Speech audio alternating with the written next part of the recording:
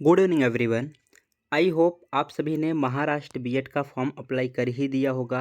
अभी भी जिन्होंने नहीं किया है उनके पास 3 to 4 डेज का टाइम है। आप ऑफिशियल वेबसाइट पर जाकर फॉर्म अप्लाई कर सकते हैं। इस लेक्चर में हम डिस्कस करने वाले हैं कंप्लीट सिलेबस क्या होने वाला है and weightage of complete syllabus. सबसे इम्पॉर्टेंट यही है कि किस टॉपिक पे हमें ज़्यादा फोकस करना है और किस टॉपिक को रिमूव करना है।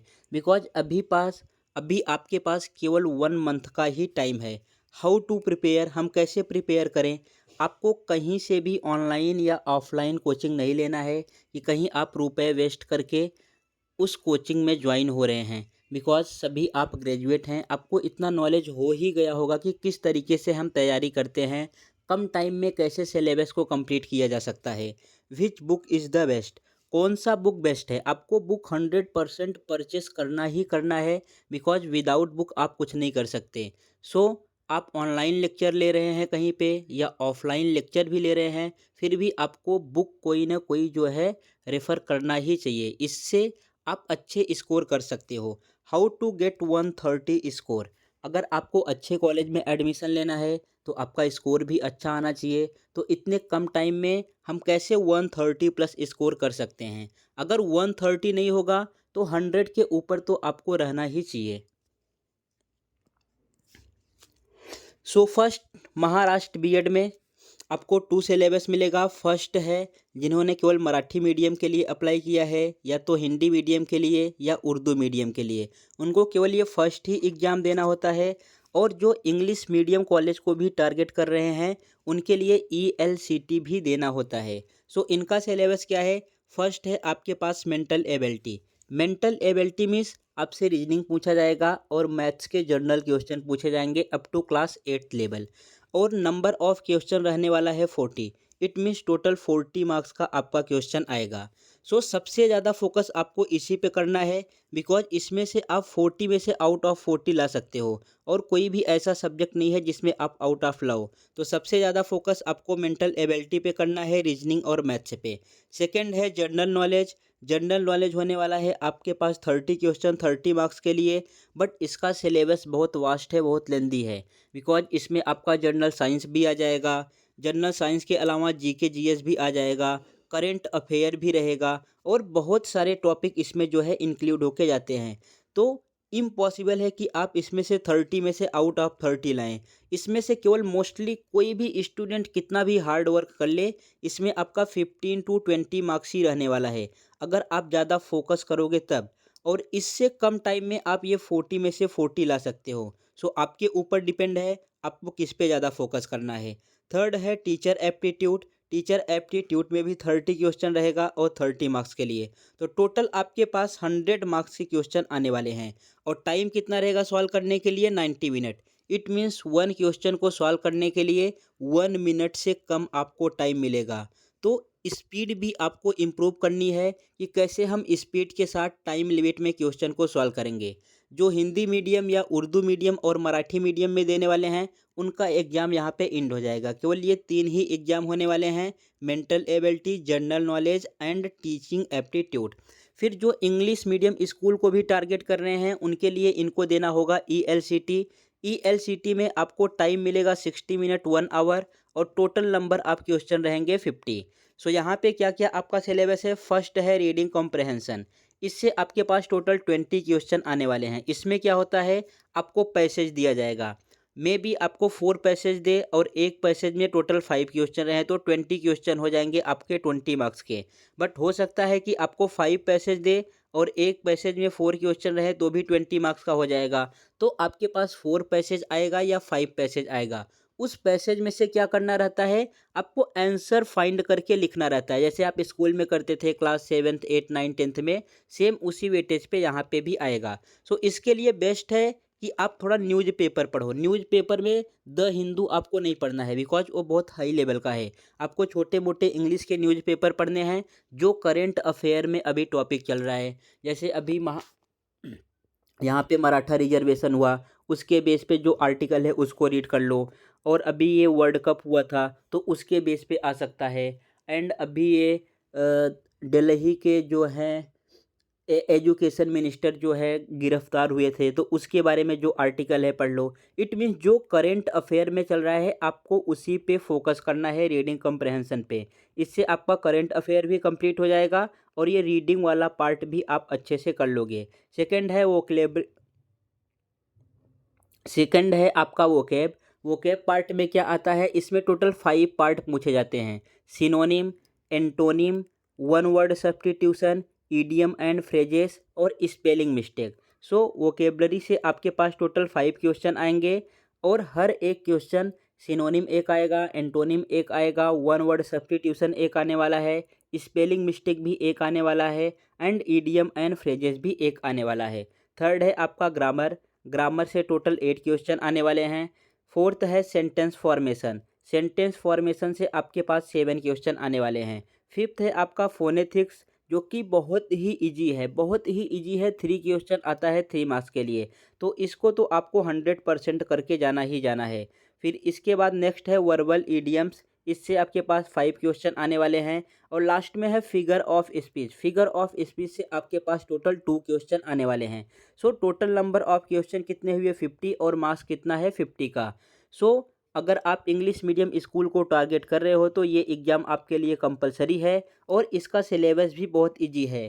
सो आपको केवल टोटल 2 ही चीज़ों पे फोकस करना है। फर्स्ट मेंटल एबिलिटी पे, इसमें आप आउट ऑफ ला सकते हैं 40, और सेकंड इंग्लिश पे भी फोकस करना है, इसमें भी आप आउट ऑफ ला सकते हैं 50। जनरल नॉलेज पे बहुत ज़्यादा फोकस नहीं करना है, बिकॉज किसी का भी इसमें से 30 में से 30 नहीं आने वाला है। आप कितना भी पढ़ के जाओ, बहुत ज़्यादा पढ़ के जा रहे हो तो मे भी आप 20 तक पहुंच सकते हैं। अगर कम पढ़ के जा रहे हो तो फिर भी आप 10 से 15 क्वेश्चन राइट कर सकते हो। और टीचिंग एप्टीट्यूड, ये आपके ऊपर डिपेंड है कि आप इसको कैसे कवर कर सकते हो। सो यहाँ पे हम कंप्लीट सिलेबस देख लेते हैं क्या है। टीचिंग एप्टीट्यूड का सिलेबस क्या है, attitude towards education.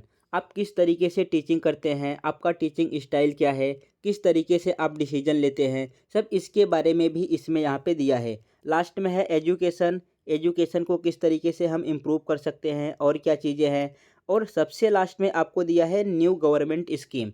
New education policy क्या है, इसके बारे में आपको 100% रीड करके जाना है। अभी एक न्यू रूल आया है, ये स्कूल ट्यूशन क्लासेज में 16 ईयर से कम एज के बच्चे जो है ज्वाइन नहीं हो सकते, तो इसके बारे में भी आपको देख लेना है। ये करंट अफेयर में भी आ जाएगा, मे बी आपके रीडिंग पार्ट में भी आ जाए, और इसमें तो आएगा ही टीचिंग एप्टीट्यूड में। फिर मोरल कैसा आपका होना चाहिए, इमोशन कैसा होना चाहिए कि कोई बच्चा आपको इमोशनल ब्लैकमेल तो नहीं कर रहा है। फिर आपके अंदर लीडरशिप क्वालिटी कैसी है। सो ये आपके ऊपर डिपेंड है, आप किस तरीके से इसको कवर करते हो। और ये आपको मोस्टली बुक से ही करना है। जितना ज़्यादा आप रीड करके करोगे उतना ज़्यादा आपके माइंड में जाएगा। ऑनलाइन लेक्चर देखोगे, ऑफलाइन लेक्चर देखोगे तो उस टाइम पे तो आपको समझ में आएगा, लेकिन बाद में क्या होगा, जब आप एग्जाम में बैठोगे तो आप डिसीजन नहीं ले पाओगे कौन सा राइट है कौन सा रॉन्ग है। तो इसलिए इसको आपको बुक से ही कवर करना है, या आपने मॉक टेस्ट पेपर खरीद रखा है तो मॉक टेस्ट पेपर दो, फिर आंसर को मैच करो कौन सा राइट हुआ कौन सा रॉन्ग हुआ।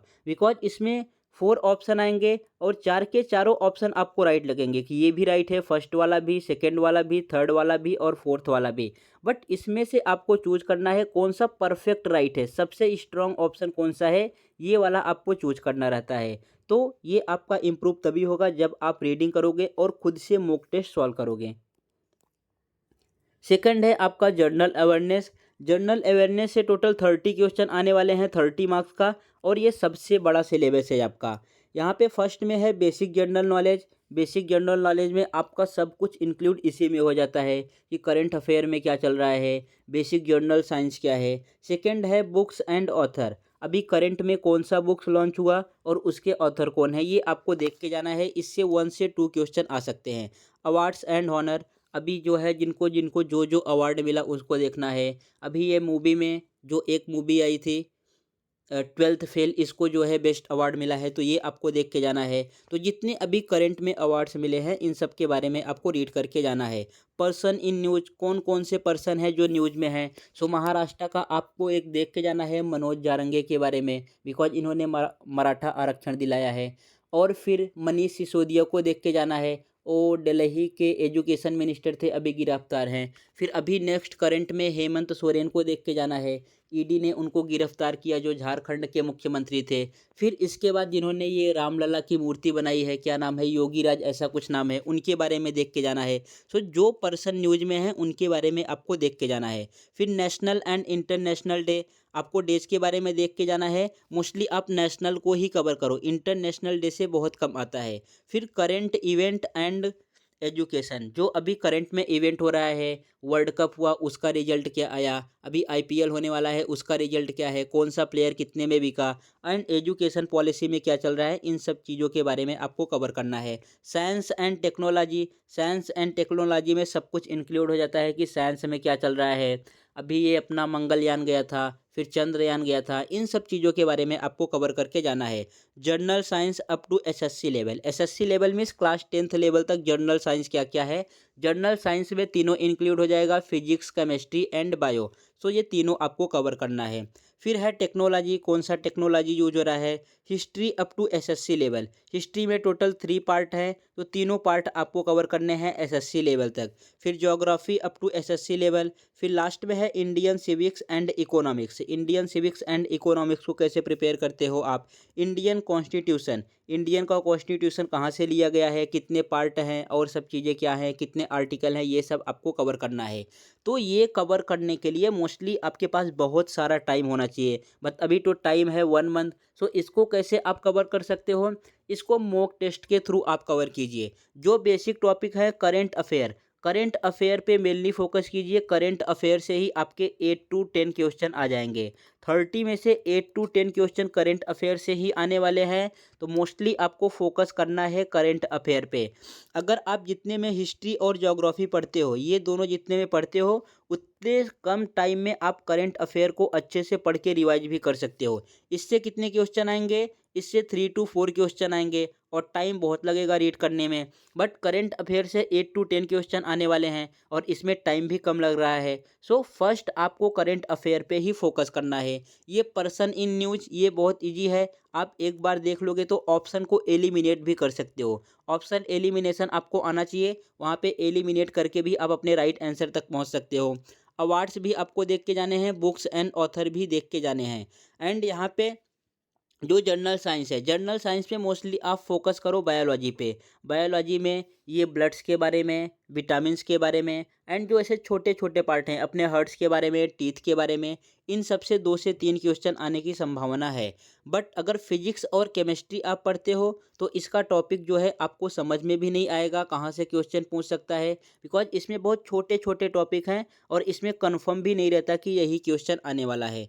एंड टेक्नोलॉजी में कौन सा टेक्नोलॉजी अभी यूज हो रहा है, और साथ ही साथ आप थोड़ा सोशल मीडिया पे भी फोकस करके जाओ। सोशल मीडिया मीन्स कि आप एक्सेल वर्ड कैसे यूज कर सकते हो, पावर पॉइंट कैसे यूज करते हो, वर्ड कैसे यूज करते हो, व्हाट्सएप क्या है, ट्विटर क्या है, लिंक्डइन क्या है, इन सब चीज़ों पे भी फोकस करके जाओ। लास्ट टाइम इनसे भी 1 से 2 क्वेश्चन देखने को मिले थे। सो आपको ये कैसे प्रिपेयर करना है, किसी बुक की हेल्प से आप कर सकते हो, या ऑनलाइन बहुत सारे लेक्चर हैं उसकी हेल्प से भी आप कर सकते हो, या तो मॉक टेस्ट के थ्रू। आपको मॉक टेस्ट लगाना ही लगाना है अपना मार्क्स इंप्रूव करने के लिए। इससे आपको पता चलेगा कि आप कितने क्वेश्चन राइट कर रहे हो और कितने क्वेश्चन रॉन्ग कर रहे हो। सेकंड है आपका मेंटल एबिलिटी। मेंटल एबिलिटी में क्या क्या आएगा, इसमें रीजनिंग भी आता है और मैथ्स भी आता है, दोनों पार्ट इसी में कवर रहते हैं। रीजनिंग में क्या क्या आ सकता है, डायरेक्शन के बारे में, फिर ब्लड रिलेशन के बारे में, statement and conclusion, letters and number series, analogy, odd man out, numerical ability, logical problem, coding decoding, ये सब जितने भी आपके पार्ट हैं ये रीजनिंग में आने वाले हैं। मैथमेटिक्स से क्या आता है, मैथमेटिक्स से आता है सिंप्लीफिकेशन, सिंप्लीफिकेशन आप कैसे इजीली कर सकते हो। एंड ये आता है आपका डिविजिबिलिटी रूल, डिविजिबिलिटी रूल कैसे हम अप्लाई करते हैं। सो छोटे छोटे पार्ट ही क्लास 8 तक, क्लास 8 लेवल तक ही यहाँ पे आपका आएगा, तो यहीं तक ही फोकस करना है, बहुत ज़्यादा आपको हार्ड रीड नहीं करना है। सो क्या करना है, बस आपको जो भी लेक्चर आप जहाँ से भी रीड कर रहे हैं, लेक्चर तो मैं भी कल से अपलोड करने वाला हूँ, तो जहाँ से भी आप रीड कर रहे हैं वहाँ से आपको केवल प्रैक्टिस करना है, फोकस प्रैक्टिस पे करना है। सपोज अगर कोई टीचर एक्सप्लेन कर रहा है 2 into 3 = 6, तो ये नहीं है कि सेम यही क्वेश्चन आपके एग्जाम में आने वाला है 2 into 3। मे बी ऐसा आ सकता है 5 into 4। सो अभी 5 into 4 कितना होगा, 20 होगा। तो आपको इस पे फोकस नहीं करना है कि आप यही रट्टा मार के जाओ 2 into 3 = 6, यही एग्जाम में आने वाला है। इसके बेस पे आपके एग्जाम में क्वेश्चन आते हैं। तो आपको लॉजिक रीजनिंग सीखना है कि कैसे हम लॉजिक अप्लाई कर सकते हैं, कैसे मैथ को सॉल्व कर सकते हैं। आपको लॉजिकल चीज़ें सीखना है, रट्टा मार के नहीं जाना है। अगर आप रट्टा मार के गए तो वहाँ पे कंप्लीट नहीं कर पाओगे टाइम लिमिट के अंदर और आपका पेपर छूट जाएगा। सो आपको लॉजिक सीखना है और वहाँ पे अप्लाई करना है। अभी आप बुक कौन सा रेफ़र करोगे, आपके ऊपर डिपेंड है कौन सा बुक रेफ़र कर रहे हो। बट अगर यहाँ पे आप रेफ़र करना चाहो तो ये वाला बुक ले सकते हो, चंद्रेश अग्रवाल का, ये बेस्ट बुक है। इस बुक की हेल्प से। एंड सेकंड बुक है आपका यहाँ पे Maharashtra BEd common entrance test 2024, ये है अरिहंत का। इन दोनों बुक की हेल्प से मैं आपका लेक्चर बनाऊंगा और एवरी पॉइंट को इंक्लूड करूंगा। जितने भी सिलेबस हैं ईएलसीटी को भी उसमें इंक्लूड करूंगा और अलग अलग टॉपिक के भी आपको लेक्चर बना के दूंगा। जैसे आपका ये डायरेक्शन का हो गया, ब्लड एंड रिलेशन का हो गया, और अगर जीके जीएस में कोई इंपॉर्टेंट पार्ट है ब्लड रिलेशन का, और बुक्स एंड ऑथर का, तो जितने भी छोटे छोटे टॉपिक हैं जहाँ पे भी इम्पोर्टेंट मुझे मिलेगा उस पे मैं लेक्चर बना के अपलोड करूँगा।